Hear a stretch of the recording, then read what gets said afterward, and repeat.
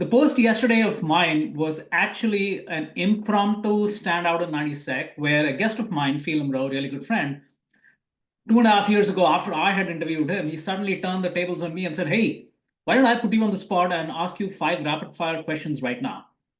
This happened 2.5 years ago, and I almost forgotten about it. But over the course of the last 2.5 years, I've heard multiple times from my guests that they have gone back and looked at the answers that they've given 6 months, 9 months, even a year ago, and reflect on what their answers would be today.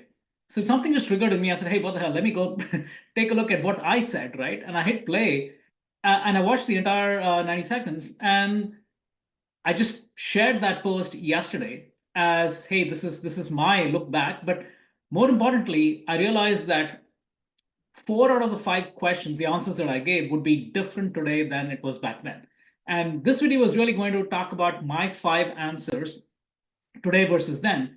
But then, thanks to AI, Claude in this case, it actually suggested that instead of just talking about the answers you have today, why don't you go answer by answer and talk about the why behind it? Why are you answering something different today than you did 2.5 years ago? So I'm going to start with the first answer, right? I don't want to take up too much of your time.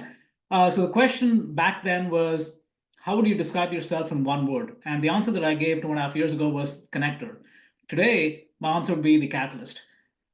And what has changed is I've realized that these 90-second conversations have really three pillars to it that I did not know back then. The first one was igniting introspection. So the catalyst over there is me giving them the question bank of 50 questions.